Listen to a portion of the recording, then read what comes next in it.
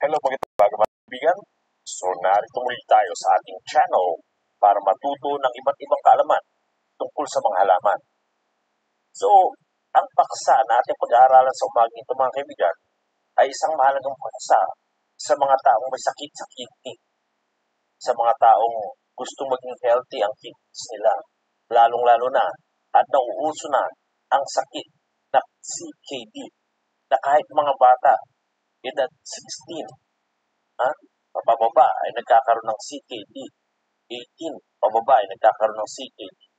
Dahil nga sa mga nakakain nila, sa mga chichirya, sa mga processed foods, sa mga soft drinks, yan ang yung dahilan. Kaya sila nagkakaroon ng sakit sa bato. Ngayon, ituturo ko sa inyo ang isang paraan para malunasan kung hindi pa man ganun kalala ang iyong sakit sa bato.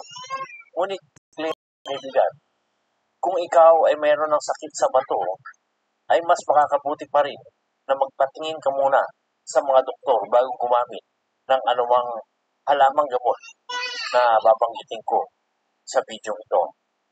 Ang paksa nating pag-aaralan sa umagang ito mga kaibigan ay tungkol sa benepisyo ng halamang sampung bilang halamang gamot sa mga may sakit sa bato.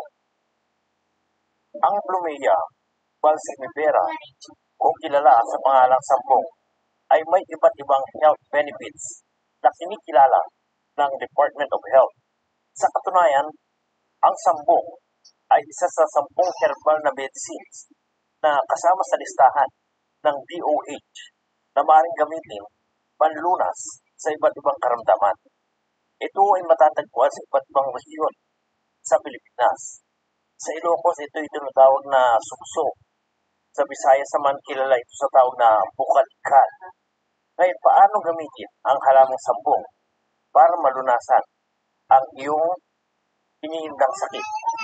Matagal nang sinasalisik ng mga dalubhasa at eksperto ang kabuuan ng mga benepisyo ng halamang sambong. Ngunit ano nga ba talaga ang mga benepisyo nito sa ating katawan?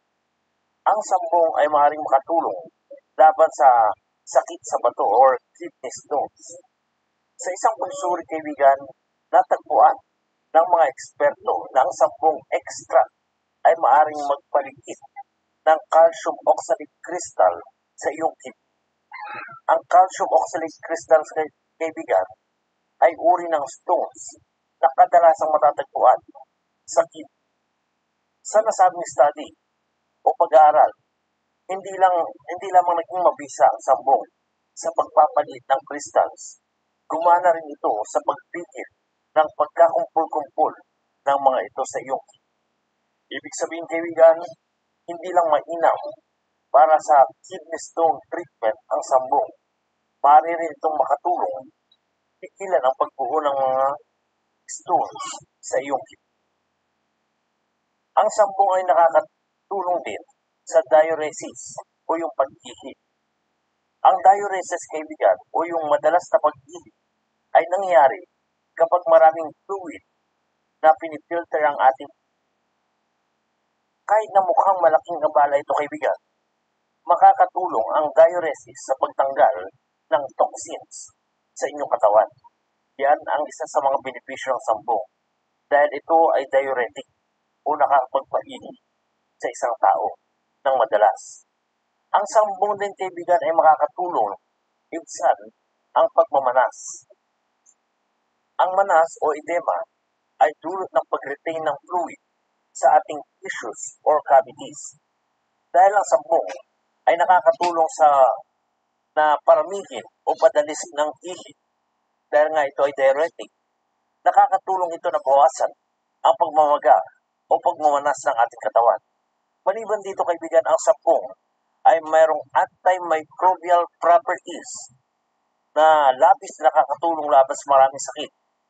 Marahil ang isa sa pinaka-mainam na benepisyo nito ay ang abilidad nitong pumatay ng bakterya at iba pang mikrobyo. Ngayon, paano ito gumana? Ang sambong ay maraming benepisyo mula sa pagkontrol ng alta presyon hanggang sa pag-prevent o pag-iwas sa pagkakaroon ng kidney stone. Ang pagiging matalab na medicinal plant nito ay tanggap rin ng karamihan. Ngayon, ano ang dapat nating malaman bago gumamit ng sambong? Kahit na marami itong benepisyo, importanteng tandaan natin mga kaibigan ang konsiderasyon sa paggamit nito. Isa sa mga dapat nating tandaan ay ang allergic reaction. Kahit na bihira, posible pa rin magkaroon ng allergic reaction dito, lalo na kung allergic ka sa mga ragweed plants o halaman katulad nito. Isa pa kaibigan, wala pang pagsasaliksik o scientific studies ukol sa safety o bisa nito para sa mga nagbubuntis o nagpapasusong ina. Dahil nga diuretic ito, maaaring magdulot ito ng dehydration kapag hindi sapat ang iniinom na tubig o fluid. Gayun din sa mga nagpapasusong ina at nagbubuntis na ina ay umiwas muna kayo sa paggamit ng mga ganitong herbal plant sapagkat maaaring makasama ito sa iyong magiging anak. Gaano kasi ang sambong kaibigan? Isa sa pinakamainam na bagay tungkol sa herbal medicine na ito ay safe siya na gamitin. Sa katunayan, ang Philippine Institute of Traditional and Alternative Healthcare ng DOH ay prinopromote ang tablet form powder ng sambong leaves.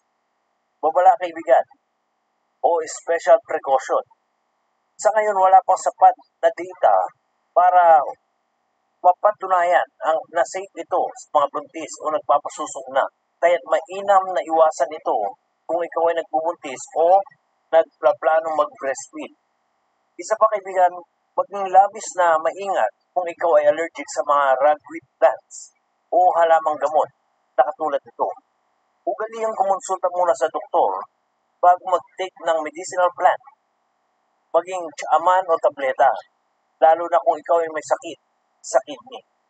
Ano ang mga effects o side effects ng pag-inom ng ganitong halamang gamot?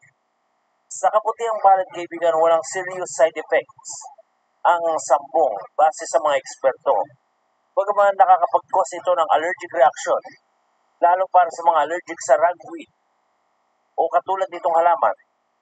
Ang iba pang side effects nito ay pangangati o pagpapantal ng mga balat. Ano ang mga food or drug interaction nito?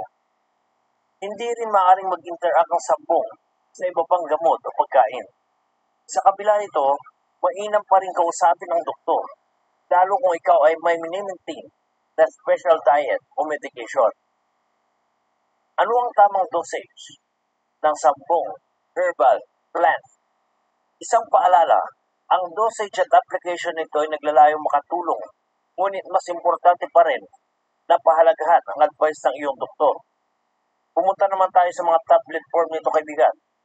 Isang commercial prepared medication, lalo na kapag ginawang tablet na dapat i-take according dun sa advice ng doktor. Subalit may usual dosage ito na mababasa mo rin sa likod ng kahon ng herbal capsule na binili mo. Ngayon punta naman tayo kung paano mo gagamitin ang tsaa o decoction ng sambong herbal tea. Kung ang sambong ay gagawin mong tsaa o decoction, ibig sabihin kaibigan ay pakukuluan mo ang dahon ng sambong.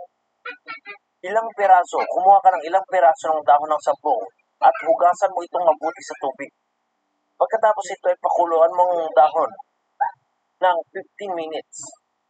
At pagkatapos mong pakuluan ito, ay palamigin mo ito at uminom ka ng 1 hanggang 3 baso hanggang 4 na beses araw-araw. Maaari rin gamitin ang decoction na ito pampaligo kung ang layunin mo ay pababain ang lagnat na iyong nararamdaman. Isa pa, maaari ding inumin ang tsaa na gawa sa pinagpakuluan ng ugat ng sambong para pababain ang body temperature. So ito lang mga kaibigan natin na pag-aralan tungkol sa sambong herbal plant laban sa mga sakit sa bato o sa sakit sa iyong kidney.